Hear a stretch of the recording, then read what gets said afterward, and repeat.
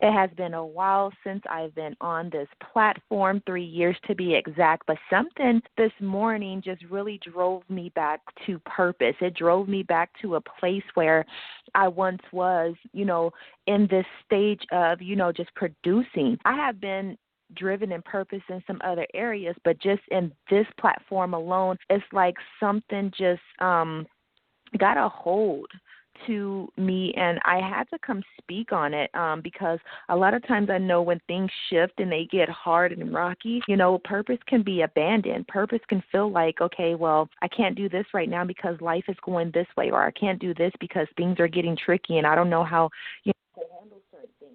Or you to a place where you know that you have to be able to sustain your purpose. You have to be able to sustain the very measures of life when God places something on your heart, the things that life tries to tell you, hey, look, you can't do this because this is going on. I want to encourage you guys to break out of that mode, to know that when you have purpose, you have to fulfill it, whether life is going, grand, or whether life, is running down a slippery slope. You have to find the connection in your purpose daily. And I'm going to share some things that will equip you to know how to stay focused in your purpose.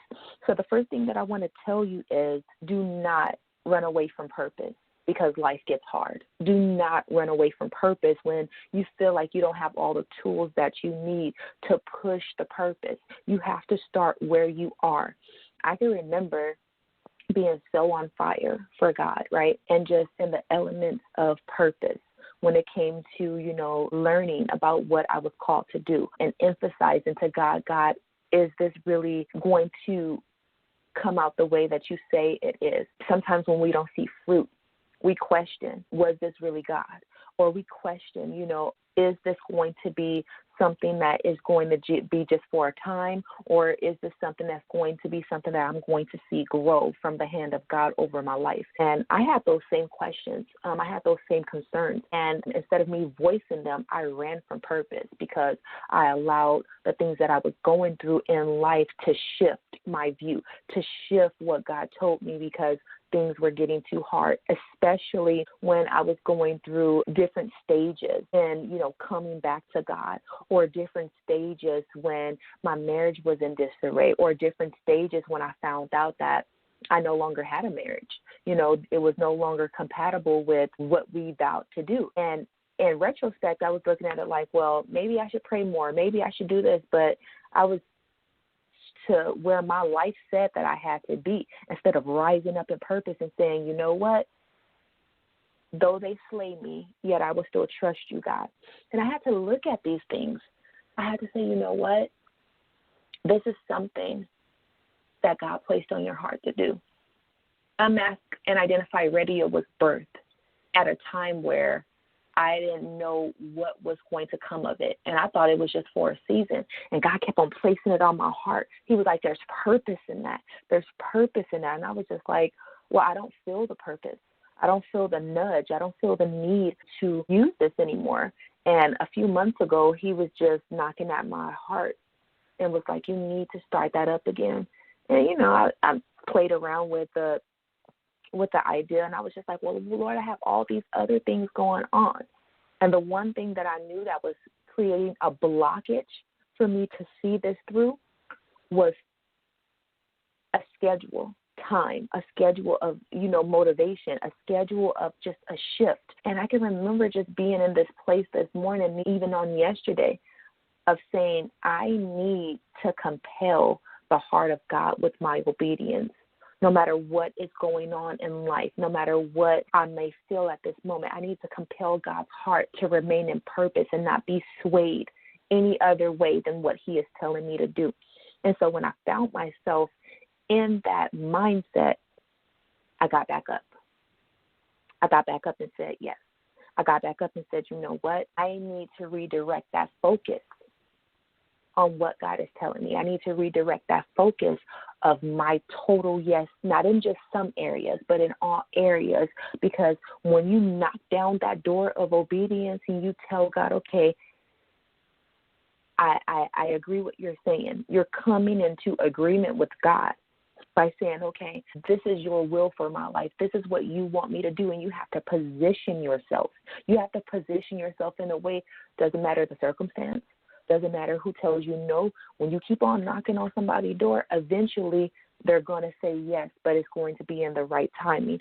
So if you are experiencing a season of uncertainty, a season where you are going past the point of break and you don't feel nothing breaking through, you don't break down. You sit and you write a schedule. You sit and you find yourself in a place of obedience and you attend to the heart of God, of what he's telling you to lay out and do. Now, whatever your purpose is, if God has already laid it out for you, then that's what you need to do. If God has told you to write that book, if God has told you to start a website or a blog or a YouTube channel or whatever God has placed on your heart, if God told you to start a nonprofit, if God told you to start a clothing brand, if God told you to help the homeless, help the needy, whatever that purpose is, say yes to God. Do not remove yourself out of the time and space that God has you in, because the momentum of your purpose is not contingent to what's going on in your life. It does not. Life circumstances should not separate you from your purpose. You should hold on to dear life to your purpose, even in the height of the bad time, even in the height of the good time. If you're on even ground, or if you're in the valley, or if you're in the mountaintop, you still hold on to your purpose when things are bad, when things are all good. Why? Because you don't want that vision or that dream to fade, no matter what tries to shove you a good or bad intent in life. It's times like this, even when we're in this pandemic, where you can show yourself strong in your purpose. You can show yourself strong in your obedience. You can show yourself strong to say, hey, God, I'm here. Hey, God, I'm available. Hey, God, you know that thing that you told me to do 2 years ago and I left it behind? I'm sorry. Forgive me. Please give me grace to push past my feeling, to push past the naysayers, to push past the opposition, to push past what I don't see. But let me start having the faith to believe in my purpose. Let me have the faith to believe that this will come through. And when you have that mindset of things not derailing you, then you shift your mind into the mind of Christ. You shift your perspective into a perspective where you can see visually in the spirit, and you walk that thing out. And you have to remember, purpose is a process. Purpose is mandated over your life by God. And even though he has given you the tools to walk that thing out, only God knows the timing to where it's going to explode into the earth, from heaven to the earth, to manifest in God's timing. You have to look at the element that you're into. Are you allowing what you are doing for kingdom? Are you allowing the natural to tell you, don't do that? You don't have enough strength, or this can't happen because remember what happened last time. You need to cast those imaginations of thoughts down, and you need to, if you have those thoughts, you need to start praying against how you feel. Pray against what's trying to harm your purpose. Pray against what's trying to come against your future. Pray against what's trying to hinder you. And you have to check every element of your life. Is things serving where God is taking you? Is it contingent on just what feeds your flesh? Are you fasting enough? Are you praying? Are you keep on doing things that is breaking the cycle of your purpose not fully coming into place where God wants it to be?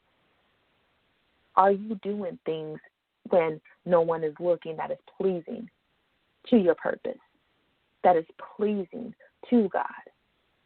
You know, because a lot of times we can miss one mark where God is telling us, if you would have broke through in that area, I would have opened up another door. Or if you would have stayed and contended with my heart, I would have given you full access to walk through that door of being a motivational speaker, of being a brand owner, of being somebody that can make a difference in your community. It's time out that we stop abandoning purpose just because life gets too hard. We have to find motivation in God. We have to find our person in physical form to help push, because we have kingdom builders. We have kingdom purpose that will solidify what God has told us to do. And some things are broken down in layman's terms, and then there's other times where we just have to sit before God and ask him for restoration, ask him for strength, ask him for mercy, ask him for continuous grace. Because in those times where we are flooded with these emotions, we are flooded with these thoughts, we are flooded with these compromises that the world gives us that may look good, we have to have a standard and say, hey, no, I'm raising my purpose. I'm raising everything that God has told me to do. I'm going to push the envelope for the next generation that's coming behind me, so that they don't have to tilt the ground like I had to, so they don't have to remove the stain of rejection from purpose, so they don't have to feel like they are unworthy. You have to stop abandoning your purpose. You have to come across to God like you're serious, because he can put gifts in you, and you don't want to die with those gifts. You don't want to say, hey, God, I did this, but then I couldn't do this, because I want to be used all the way by God. Every ounce of gifting in me, I want to soar. So how does your list look? We're going to talk about purpose checklist. We're going to go over 10 simple yet practical steps to living a purpose-driven life. So I want you to mark these down. We're going to go in detail, okay? So number 1, direct focus. What is your one direct focus to push your purpose? How are you implementing this every day in your life? Whether you work a 9 to 5, whether you're on the path to become an entrepreneur, whether you're seeking God for clarity and prayer through fasting, how are you implementing the drive as a direct focus? What is that one thing that you are scaling to make sure that you are doing this daily, not just once a week, not just showing up when you're on fire, but even when you have those still moments? What is that one thing that drives you back to purpose? I want you to really think on this and take your time, even if you have to put a question mark by this question. Don't just rush it. Really think about what is the one thing that will drive you back to purpose day in and day out, even if you don't feel it, even if things become hard, or even if you don't have the mindset or motivation to keep coming. What is that one thing that is going to drive you back to purpose daily? Number 2, you have to treat yourself with compassion. Very important for even reaching purpose. Everything that you go through in your day-to-day life, you have to know that. You have to show yourself compassion.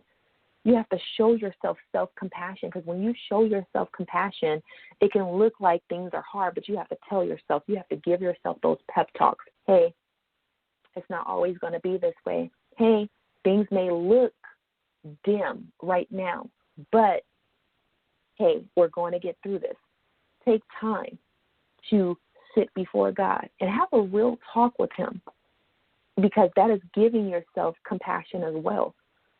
Hey, God, X, Y, and Z looks this way, but I remember what you said. X, Y, and Z in today, God, but I need that grace. I need I need to feel that compassion for myself. You may be a person that knows how to give compassion to others, but you may not know how to give self-compassion to yourself. Compassion to yourself. So that is one thing that you have to work on, and I'm also working on this within myself, learning not to be hard on myself, giving myself grace, giving myself compassion, giving myself the tools that I need to carry on, because sometimes when you feel overwhelmed, you may need to take a nap. Sometimes when you feel like things are getting too hard, you may need to step away and pray. You may need to fast for a time. You may need to consecrate yourself before God. You may need to stick to those values that God told you to instead of rushing the process. Start having compassion for yourself. Number 3, you need to practice self-awareness. Self-awareness is very important. Knowing yourself. knowing what you need to be aware of when it comes to focusing on things that you need to do, your checklist, different things and different times and different spaces that you need to be in concerning what you need to be mindful of, what is happening, what is interchanging in the natural and also in the spirit realm. What are you doing to cultivate these things to make yourself aware more in what you are doing in this time of growing into yourself, in this time of knowing what is for your purpose and what is not right for your purpose. So write that down. Number 4, be present in the now. You have to be present. You can't sit up here and work on purpose and watch TV. You can't sit and say, I want to go out with my friends, knowing that you have purpose, knowing that you have plans, but just because somebody called you up, then you just be derailed. No, be in the now. You have to be present. Make sure that you're not just artificially present, because let me break that down. Being present artificially is like, okay, well, I'm going to work on this, but there's no life behind it. There's no behind what you're doing. There's no generalization of prompting your spirit to be rested in your purpose or rested in just what you want to do in this time that you are building the stage for your purpose. You have to be in that place of the present. Number 5, to show up to your life with passion. You have to show up to your life daily with passion. If you don't have a passion in what God has called you to do, find that passion. Do not abandon your purpose just because you feel like I don't have passion for it again. Guess what? That happens to me on a daily. I could be sitting in my creative space and I'm just like, Lord, I want to take a nap, or Lord, I want to go watch TV. You have to force the drive behind what you are doing. And why I say that is not being fake, is not being, in a way, you have to force that drive. And what I say that is you have to force your thoughts to come into subjection to what God is telling you to do, because sometimes purpose can get stale. Sometimes purpose can seem unfulfilling. Sometimes purpose can be like, I don't even want to do this no more. I want to do this or I want to do that. No, there's a drive that has to come into place where you want to leverage that is going on while you're sitting down. You want to tell yourself, hey, look, nope, we're staying right here. This thing is almost finished. God is working out. You want to stay in that area. So, number 6, live a purpose-driven life. How do you do that? You make sure that you always give what God has given you to be a steward over. Give that back to God in your prayers. Give that thing back to God so that He, in abundance, can give you the spiritual tools that you need to digest. And when you think purpose, always have a notebook ready. When God gives you those witty ideas, those purpose-driven ideas, make sure that you are in a place to write them down. Make sure that you are in a place to hear God clearly. Make sure that you are in a place to live a purpose life. Living a purpose life, sometimes it's easy for most, and sometimes it's difficult for others because the enemy can do this or do that. But don't even give him any credit. You can live a purpose-driven life in how you wake up daily. Let's get to number 7. Number 7 is learning to give and receive. So when you hit the mark where God is sending help and God is sending you, different people to come and restore the things that you lost in the spirit realm by, helping you do this, helping you do that, because they're kingdom-driven people that will help you with your purpose. There are midwives that are sent to help you. So when they are sent, and you get that, and God helps develop your tools, when you learn something and God sends you people to help envelop in their purpose, you just learn how to give back to them. Number 8, you want to listen to understand. And by me saying that, you want to listen to God when He speaks. You just don't want to sit and just tell God, oh, God, this, oh, God, that, and God, this happened, and that, without having the mindset to hear what He is saying. You always want to have that way of just, learning how to hear what God is saying without any rebuttals, because sometimes God wants you to sit before Him and just listen instead of saying, okay, well, I thought. Sometimes you have to condition yourself to say, you know what, before I say anything, let me come in a collective mindset to shift and to hear what the Lord is saying, because sometimes God just wants to tell you, hey, I think if you do things this way, it'll be better. Or if you come outside of that other mindset and come in and spring forth in this mindset or in this area, it'll work out better. Or if you sit up here and collect this value for your purpose, then things will go in another way, you know? So, yeah, number 9, subtract, not add to your life. So when you subtract things, you don't want to keep on adding things because you don't want to get heavy. There's a time and place for everything. So subtract the things that are not working out. Subtract the things that you have been trying to work out, and they're just adding no fruit. Like you could be sitting and writing a book, and God is telling you that's not what I want you to do. That's not what I called you to do in this time in your life. That's not it. And you feel like, okay, well, I want to do this. You're going against purpose. You're going against instruction. You're going against the value of what God says. So do you hold the value of what you want to do, or are you going to subtract it in order to please God and in order to pursue what he has you to do in purpose? This is very important to make sure that you are being pleasing to the Father and not pleasing to your own way and your own will. Number 10. You need to set goals and set deadlines. Help me, Jesus. This is something that I had to pull through this morning. So you have to make sure that you are writing down not just a vision consistently, because the vision, we're talking about set goals and deadlines. So if you have a goal to be a singer and to be one of the greatest gospel singers in your generation and generations to come, how are you aligning with the goals and deadlines? Do you have a demo tape? Do you have the vocal skills already, or are you searching and saving so you can get a vocal teacher? Things like that. And are you placing a date and a time to really hammer in on getting this goal out and making it to this date? If you want to be the greatest architect, do you have the skill to draw? Do you know what 3D animation is? Do you know the concept, what other people like in homes or different projects of things? Have you linked up with the right people in your area of business that you want to potentially come out? Because I say potentially because sometimes we have a vision and it drags out and it never comes to place, right? Because we'll say, oh, well, this is a good idea, and don't work it. And then we get bored, right, when things get tough.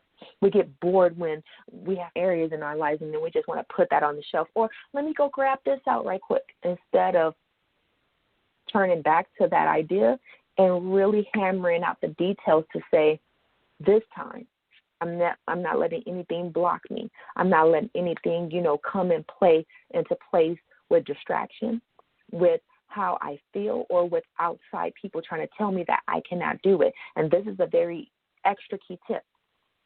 When you are working on purpose, it's not for social media. When you are working on something, it's not for social media. I worked on a blog rebrand for 5 months, and I wanted to share it so bad on social media. God said, no. Do not share things before the time. Do not share things before the date release. Do not share. You can only go so far in your own way to where you're like, well, I really want to, and it burnt me up on the inside, right? That I couldn't even share pieces of how the new blog had looked. We're talking about July, August, September, October, November, 5 months of no sharing online of how it was looking, nothing, right? And sometimes you get so excited that you want to share. But God was like, you don't want an incomplete process, Jure. And I was like, at that point, I was just like, okay, nothing. I mean, I talked about my rebrand, but I could not show the intent of how it looked online because, it was in the stages of being taken over into the other side of production by God, and he was saying, you know what, if you would have shared this it would have crumbled. Somebody would have prayed against it. And you have to be mindful of what you talk about when purpose is being birthed out. When purpose is being birthed out, very little information or none at all will be shared on social media. Take in that mindset, because when you close off social media, when it has to do with your purpose and you just grind out the purpose, when that thing comes, you are going to feel so fulfilled because you were obedient. Now, my branding, my relaunch dropped on November 1st, and I did a live rebrand story on my Facebook page, and it turned out so well. And I was able to speak about the experience, you know, what I had to face and everything that came with it, and the things that God had to pull me through in order for me to come through all the way with this design. And a lot of times I wanted to drop the ball and say, I can't do this because, you know, it was too much, or I couldn't do this because I felt the pressure. I still carried on. And I want to say, in that time where I was going through all of that, purpose aligned. God was telling me, hey, I need you to go, you know, get certified as a life coach because people are going to need it. I need you. And I didn't understand at the time because my mind was just racing. And this was all back in the summer up until last month. God was like, you see how all this came together? Because God will not always tell us. He will give us bits and pieces of the purpose until it comes all the way into fruition. But he will tell us to trust him, right? He will tell us, you know, he will remind us of what he has spoken as a promise over our lives. But when things become hard and things become tough and, you know, we're in the middle of a cycle of healing or coming through that door of, you know, breaking ground in some things, it becomes tough. It becomes, you know, mundane. It becomes a lot of things. But what we need to focus on in this area of breaking through, even in the whole freaking pandemic, is Jeremiah 29:11. And I'm going to read that very quickly. Let's read Jeremiah 29:11 before we close out, because that is a key tool that you should always keep on your heart when you feel like, you know, things going against you. So it says, for I know the thoughts that I think toward you, saith the Lord, thoughts of peace and not of evil, to give you an expected end. So in closing, I want to thank you all for listening, the ones that are going to come and listen to the rebroadcast of this show. I hope these tools has positioned you to stop abandoning your purpose when things get hard, to stop going everywhere else instead of running to your purpose to fix what is not for your purpose and to go along with what God set for your purpose. I want you to visit mendthevow.com for more resources and encouragement, and follow me on social media using my handle at mendthevow. I love you guys. Until next time, God loves you best.